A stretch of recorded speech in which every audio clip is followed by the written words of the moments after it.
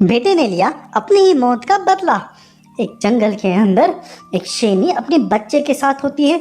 वह क्या देख रही होती है कि उसके बच्चा नदी के अंदर डूब रहा होता है और वह अपने बच्चे को बचाने के लिए गुहार लगा रही होती है। वो बोल रही होती है, मेरे बच्चे को बचा लो, मेरे बच्चे को बचा लो। वहीं पे ही एक दूसरा शेर और उसका बेटा वहीं पे हंस रहे होते हैं। वो बोलते हैं, हा हा हा, इसका मरना था ही, आज मरा कल मरा, अब मर ही जाएगा ये, हा हा हा। वो शेरनी बोलती है, मेरे बच्चे को बख्श दो, उसे बचा लो बचा लो।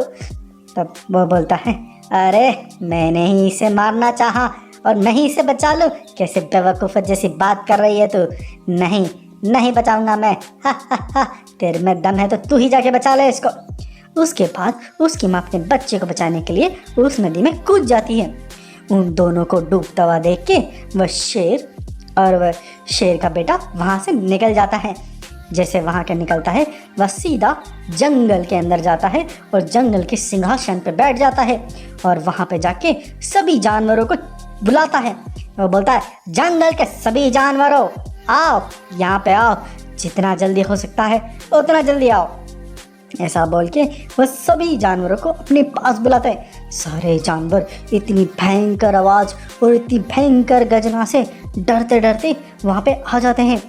तब वह सभी जानवरों को बोलता है, देखो अब तुमको इस जंगल में बचाने वाला कोई नहीं बचा। जो था वारिश वह भी चला गया और उसकी माँ भी चली गई। उन दोनों का खात्मा करके आया हूँ मैं अभी। अब कोई नहीं है इस जगह पे बैठने लायक, मैं ही हूँ। अब मैं ही तुम्हारा राजा हूँ। मेरी बात तुम सबको माननी पड़ेगी, मेरी गुलामी करनी पड़ेगी। उसकी इस तरह की बात से पूरा जंगल डर जाता है। जंगल के जानवर आपस में बात करने लग जाते हैं, अरे ये क्या, इसने उस मासूम बच्चे को भी मार दिया, सच में मार दिया, अब क्या करेंगे।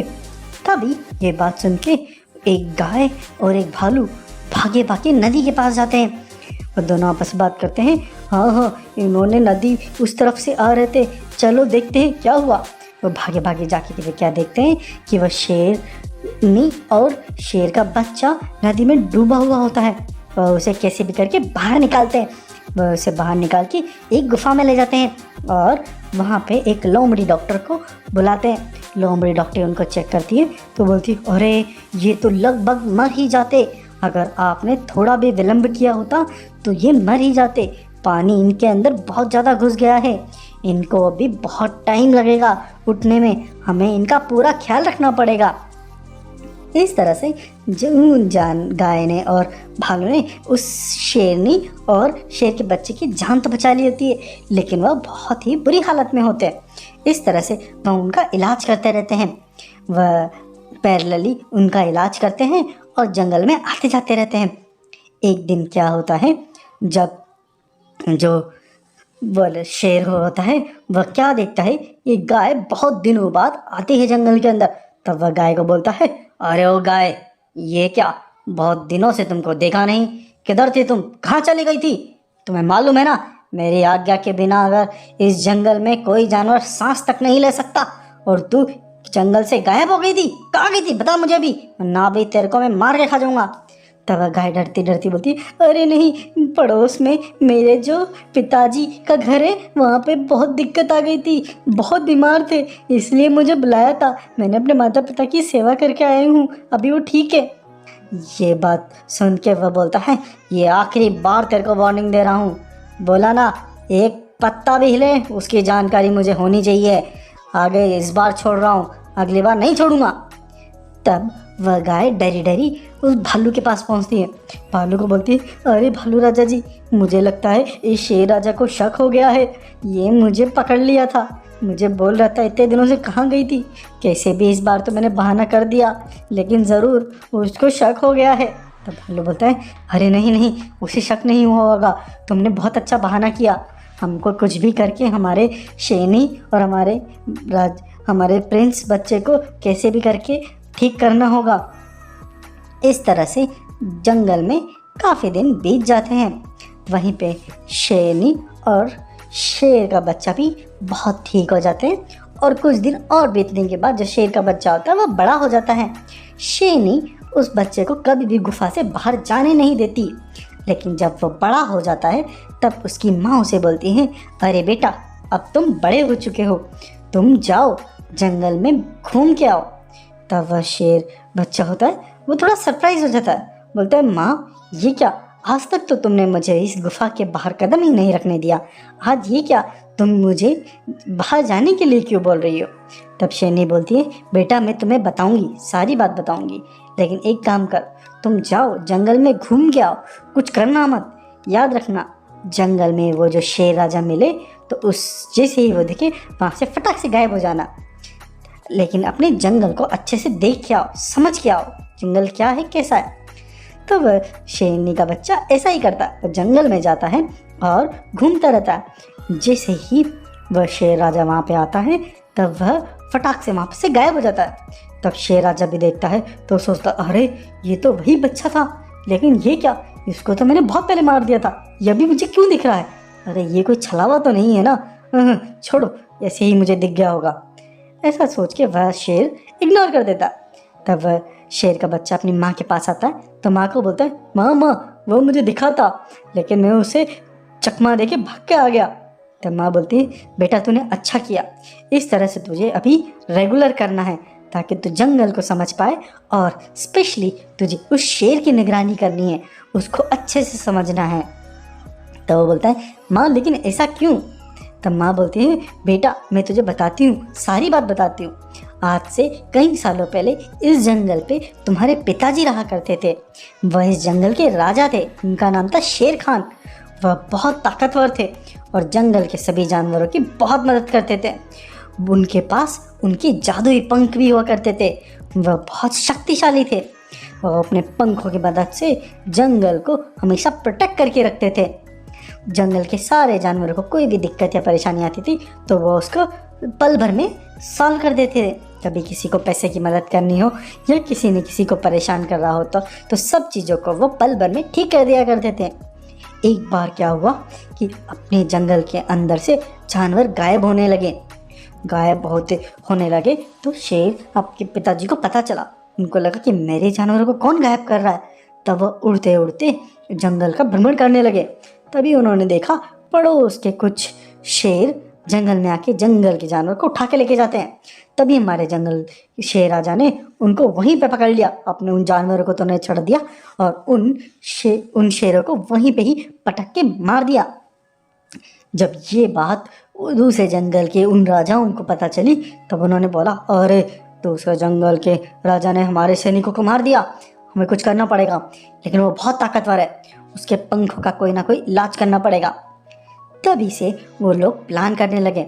एक बार जब तुम्हारे पिताजी नदी पे नहाने गए थे तब उन्होंने अपने पंख वहीं पे ही छोड़ दिए थे और वह नदी में नहाने चले गए। तभी सारे उन शेरों ने मिलके तुम्हारे पिताजी पे अटैक कर दिया। उन सब ने मिलके कम से कम 20 से 25 शेरों ने मिलके तुम्हारे पिताजी अकेले पे वार किया। तुम्हारे पिताजी उन सब का सामना नहीं कर पाए और वहीं पे ही ढेर हो गए। उसके बाद वह पंख जब मुझे पता चला कि वह नदी के किनारे पे हैं तो मैं भागी भागी उन पंखों को लेके आ गई। उसके बाद से उन पंखों को मैं हमेशा अपने पास रखती रही और जंगल को प्रोटेक्ट करती रही। जंगल को कोई कुछ ना करे इस चीज़ का मैंने पूरा ध्यान रखा। कोई भी दूसरे जंगल का जानवर मेरे जंगल में आने से कतराता था। लेकिन एक बार क्या हुआ, जब तुमको बहुत बीमार हुए तब तुमको वेद के पास लेकर गई मैं। तब उस वेद की भूसा में दूसरे जंगल का एक जानवर होता है, उसने बोला कि अरे ये बाप का बच्चा बहुत बीमार है, उसके लिए आपको एक काम करने पड़ेगा, आपके जो पंख है उनको आपको देवी को चढ़ाना पड़ेगा, उससे आपका बच्चा ठीक हो जाएगा। इसलिए मैंने उन पंखों को देवी माता के चढ़ा दिया। जैसे मैंने वो देवी माता के चढ़ाया तो उन्होंने तो उन पंखों को लेके वो लोग वहाँ से भाग गए। तब से वह पंख गायब हैं। और जब मैं नदी के किनारे बैठी थी तभी वो शेर और शेर का बेटा वहाँ पे आ गया और उसने तुझे धक्का दे दिया नदी में और मैं भी तुझे बचाने के लिए नदी में कूद गई। और लेकिन भला हो हमारे जंगल के जानवरों का, उन्होंने हमें बचा लिया। लेकिन अब वक्त आ गया है बेटा, अब तुम बड़े हो चुके हो, अब तुम्हें अपने पिताजी का बदला लेना होगा, उसको सबक सिखाना ही होगा। लेकिन उससे पहले हमें तुम्हारे पंख जो अपने घर के पंख है उनको लेके आना पड़ेगा, नहीं तो वह उन पंखों से बहुत ताकतवर है। इस चीज़ के लिए वो जो शेर बोलता है, माँ तुम इसकी चिंता मत करो, मैंने पूरे जंगल का चप्पा चप्पा छान मारा है, मुझे पता है वो पंख कहाँ है। उन शेरों ने उन पंखों को पहाड़ी की गुफा के अंदर छुपा के रखा है, मुझे पता चल गया क्योंकि मैंने उनको बात करते हुए सुना था। तब ये शेर छुपता छुपाता पहाड़ी पे चला जाता है। पहाड़ी पे जैसे ही वो जाता है तभी वहाँ पे उसे 4-5 शेर मिलते हैं। वो शेर बोलते हैं, अरे तुम इधर कहाँ से आ गए? तब वो बोलता है, मैं कोई नहीं, मैं तुम सबका काल हूँ, मैं तुमको अभी ख़त्म कर दूंगा। उसके बाद वह शेर उन सब पे अटैक कर देता है। उन सब पर अटैक करने के बाद उन सबको ख़त्म कर देता है। उसके बाद वो गुफा में जैसे ही पहुँचता है उसे वह पंख मिल जाते हैं। वो पंखों को पहन के उड़ता हुआ अपनी माँ के पास आता है और माँ को बोलता है, माँ देखो हमें हमारे पंख मिल गए, हमारे पंख मिल गए, चलो अब हम उस शेर को नहीं छोड़ेंगे। उसके बाद वह वहाँ पे जंगल में जाता है। जंगल में वह जाता है तब शेर उसको देखता है तो फिर से शेर को लगता है, अरे मुझे फिर से छला हुआ है, मैं अपनी आँख बंद कर लेता हूँ, पीछे मुड़ जाता हूँ। वह पीछे मुड़ जाता है। फिर जैसे थोड़ी देर के बाद वापस वह मुड़ता है तो क्या देखता है, उसकी माँ और वह शेर दोनों वहाँ पे होते हैं पंखों को लेके। तो वो उसको पंखों को देख के डर जाता है। वो बोलता है, अरे मुझे छोड़ दो, मुझे छोड़ दो, तुम जिंदा हो, लेकिन तुम जिंदा कैसे हो, मुझे माफ़ कर दो। उसके बाद ये प्रिंस शेर उसको पकड़ के जंगल के बीचों बीच ले जाता है और वहीं पे बोलता है, जंगल वासियों, इसने कई दिनों से तुम सब पे अत्याचार कर रखा था, अब इसका आखिरी दिन आ चुका है। इसने मेरे पिताजी को भी मारा था छल कपट से और मेरी माता और मुझे भी मारने की कोशिश करी, लेकिन अब इसका आखिरी समय आ चुका है, इसको मैं अब नहीं छोड़ूंगा। उसके बाद ये पंखों वाला प्रिंस शेर उस पर अटैक कर देता है, उस पर वही मार देता है उसको। तभी वहाँ पे उसका बेटा भी आता भागा भागा। वो बोलता, अरे तेरी हिम्मत कैसे हुई मेरे पिताजी पे हाथ लगाने की, मैं तुझे नहीं छोड़ूंगा, तुझे मार दूंगा। उसके बाद वह बोलता है कि तूने भी मुझे मारने में पूरा हाथ निभाया था, मेरी माँ को तूने ही धक्का दिया था पानी के अंदर, मैं तुझे नहीं छोड़ूंगा। वह अब उसके बच्चे पे भी अटैक कर देता प्रिंस शेर उसके बच्चे को भी वहीं पे मार देता। उसके बाद उन दोनों को ख़त्म करने के बाद ये जंगल के वापस से राजा बन जाता है। वह अपनी माँ को उस जंगल की महारानी बनाता है और खुद उस जंगल का सेनापति बन के जंगल की रक्षा करने लग जाता है। सारे जंगली जानवर अपने नए सेनापति और जंगल की रानी को फिर से पाके बड़े खुश होते हैं। वह सब बोलते हैं, अब से हमारा जंगल सुरक्षित रहेगा, हमारे जंगल के सबसे शक्तिशाली सेनापति हैं और हमारे जंगल को चलाने वाली हमारी शेर रानी भी आ गई है, अब हमको किसी से डरने की कोई ज़रूरत नहीं है। उसके बाद जंगल खुशहाली अपनी ज़िंदगी जीने लग जाता है। इस तरह से इस कहानी का होता है हैप्पी एंडिंग। इसलिए हमारे चाइल्ड वर्ल्ड चैनल को सब्सक्राइब करें और लोगों के साथ शेयर करें। हैप्पी